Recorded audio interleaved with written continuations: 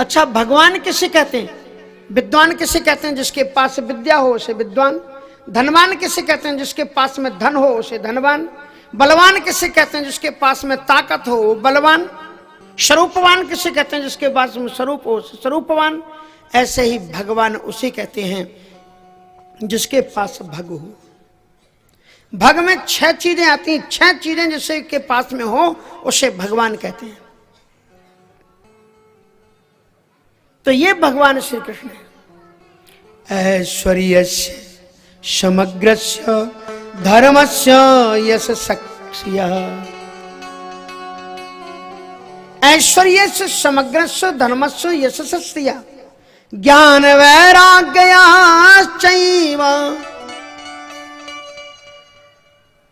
एते क्षण भग एते इतीर्णा।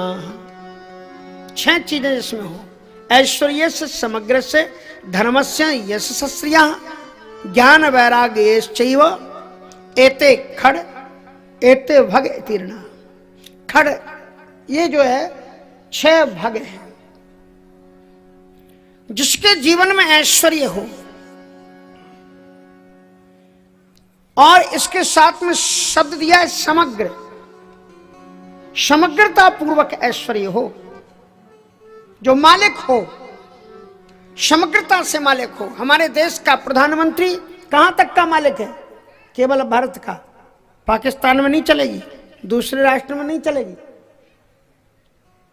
और अमेरिका का जो राष्ट्रपति है वो केवल अमेरिका का मालिक है, वो अपने रूल इधर चलाना चाहे नहीं चलेंगे। तो समग्रता ऐश्वर्य नहीं है, लेकिन उस ईश्वर का समग्रता पूर्वक सारी दुनिया के रोम रोम पर उसका ऐश्वर्य चलता है। और अगर ना मानो तो देखो, कोरोना ने सबको दिखा दिया कि कैसे उसकी ताकत चलती है। बड़े बड़े लोगों ने उसके सामने मत्थे टेक दिए, अच्छी अच्छी कंट्रियों ने मत्थे टेक दिए। ये है परमात्मा ऐश्वर्य से समग्र से धर्म से। और उसमें धर्म है, श्री कृष्ण में धर्म कूट कूट करके भरा हुआ है, समग्रता पूर्वक धर्म है। जैसे राजा हरिश्चंद्र में धर्म था कि नहीं? लेकिन राजा हरिश्चंद्र का जो धर्म था केवल सत्य पर टिका हुआ था। सत्य बोलते हैं वो दान देते हैं। महाभारत में मैं आपसे कुछ प्रश्न पूछता हूं, बोलो महाभारत में सत्यवादी कौन था? जोर से बोलो जरा, हमको भी आवाज आ जाए। और ये यूट्यूब में चल रहा है, बहुत दूर तक लोग सुनेंगे, कहेंगे देखो कैसा उत्तर दिया था यहाँ के लोग। बोलो। युधिष्ठिर, ठीक। हाँ। महाभारत में ब्रह्मचारी कौन था? भीष्म में। महाभारत में योद्धा कौन था? धनुर्धर। कर्ण। तो महाभारत के अंदर में दानी कौन था? कर्ण। मानी धनुर्धर हो गया अर्जुन। और महाभारत में भगवान कौन था? ले, हमने आपसे पूछा सत्यवादी कौन, तो आप श्री कृष्ण जी को सत्यवादी नहीं मानते। हमने पूछा ब्रह्मचारी कौन, आप भगवान को ब्रह्मचारी नहीं मानते। हमने आपसे पूछा कि सबसे बड़ा योद्धा कौन, तो आप कृष्ण को योद्धा नहीं मानते। हमने आपसे पूछा सबसे बड़ा दानी कौन, तो आप कहते कर्ण, भगवान को आप दानी। और जब मैंने आपसे पूछा भगवान कौन है, तो आपने कहा श्री कृष्ण। इसका मतलब ये है कि ये एक एक पार्ट के महान थे, लेकिन श्री कृष्ण में ये सारी चीजें पूर्णता के साथ में है, इसलिए भगवान कृष्ण सबसे परे है। ये भगवान है, इसको कहते हैं भगवान ऐश्वर्य से। क्योंकि श्री कृष्ण को सारे शास्त्रों ने एक साथ कहा है, कृष्णम वंदे जगत गुरु। वो सबसे बड़ा जगत गुरु है, उससे बड़ा जगत गुरु कोई है ही नहीं। जितने भी जगत गुरु बने उन सारे जगत गुरुओं ने भगवद गीता पर टीका की है और उन्होंने वैदुष्यता को दिखलाया है। और वो भगवद गीता भगवान श्री कृष्ण रणभूमि में अर्जुन को सुनाते हैं, कृष्णम वंदे जगत गुरु। ये वो भगवान है जो लीला कर रहा है। ऐश्वर्य से समग्र से धर्म से यशस्या ज्ञान वैराग्योश्चैव। ज्ञान और वैराग्य इसमें भरा पड़ा है। श्री कृष्ण के ज्ञान को देखना हो तो आप भगवद गीता को देख लो, और वैराग्य को देखना हो तो भगवान मथुरा को छोड़ करके द्वारिकापुरी गए तो पलट करके नहीं आए, ऐसा उनका वैराग्य है। वो भगवान इस लीला को कर रहा है। शरद पूर्णिमा की रात्रि है। भगवान श्री कृष्ण ने क्या किया कि भगवान अपि तारात्रि ही शरदोत फुल्ल मल्लिका वीक्षरंतुम मनश्चक्रे उत्फुल्ल वेला जुही चमेली कुंकुम के नौ तरु लहराते चंचरी का अविता परिता सुमनों के गीत सुनाते। फिर उनका रंतुम रमण करने की उनकी इच्छा हुई तो योग मायाम उपासता, योग माया का आश्रय ग्रहण किया। ये क्या हो रहा है? तो योग माया उपाश्रता। मैंने सोचा रुक्मणी जी की बारात है तो योग माया उपासता। योग माया का अर्थ होता है जो माया संसार में भटकते हुए प्राणियों का परमात्मा से योग करा दे, उसी का नाम योग माया है। और उसी योग माया का नाम है श्रीमद् भागवत में राधा जी। क्योंकि जो ही आप राधा जी को पुकारते हो भगवान श्याम सुंदर की उपलब्धि हो जाती है। तो वहां पर वर्णन करते हैं कि वहां पर भगवान श्री कृष्ण ने योग माया उपासना तदोडुराजा ककुभा करई मुख तदोडुराजा ककुभा करे प्राचाविलिं पिन्नरुणेनु शन्तमयी प्राचाविलिं पिन्नरुणेनु शन्तमयी साचर्किणीना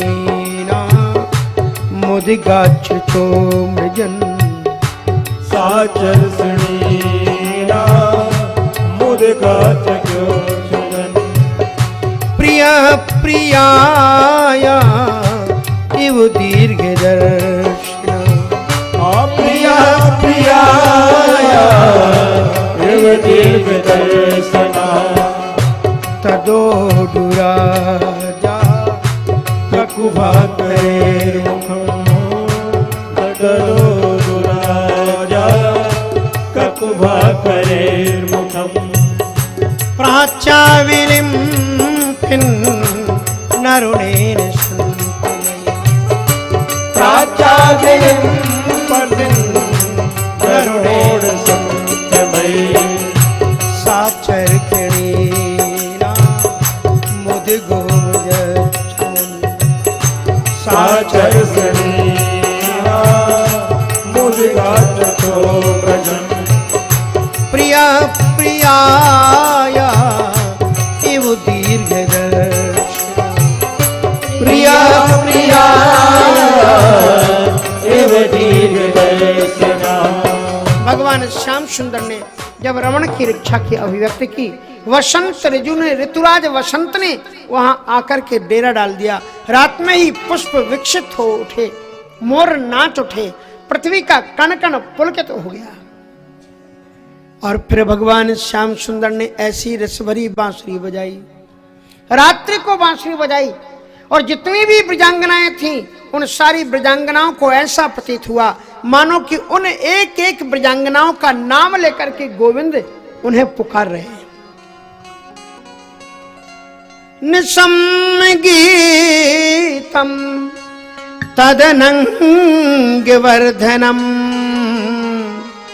ब्रज स्त्रिय कृष्ण गृहीत मानसा आजगमुरन्योन्य मलक्षितोद्यमा सयत्रिकांतो जबलोलि कुंडला।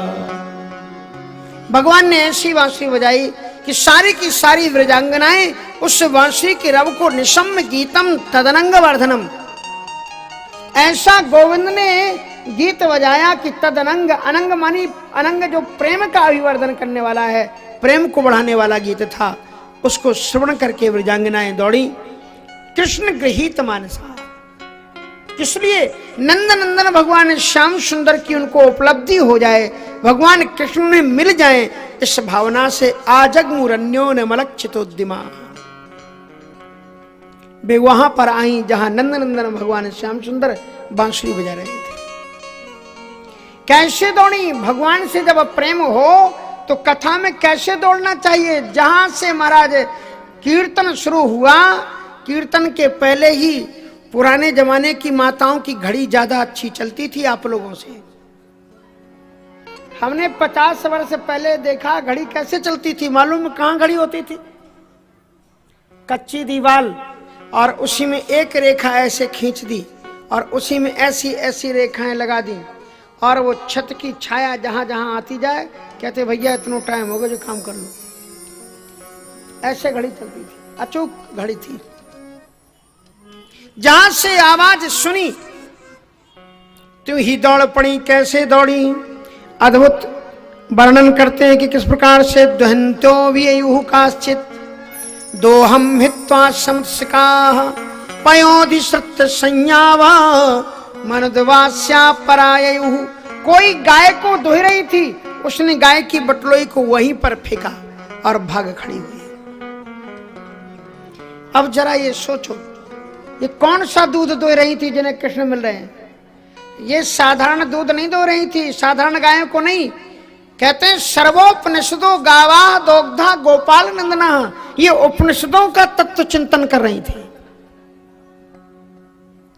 लेकिन कोई अगर उपनिषदों का तत्व चिंतन करता है तो जितने भी सदग्रंथ पढ़ते हैं हम भगवान के लिए पढ़ते हैं, लेकिन वो भगवान अगर बांसुरी बजा के खुद बुला रहा हो तो फिर साधक कहता है अब उपनिषदें पढ़ करके क्या करोगे, जब भगवान खुद ही बांसुरी बजा करके बुला रहे हैं। इसलिए दुहंतो वियुः काश्चित् दोहम हित्वा समस्काः, उन्होंने वहीं पर अपनी बटलोई छोड़ी और भाग खड़ी हुई।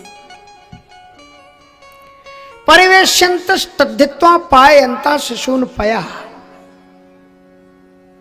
कोई बच्चों को दूध पिला रही थी, उन्होंने परम धर्म समझते हुए गोविंद की प्राप्ति के लिए बच्चे को वहीं पर पालने में सुलाया और चली गई।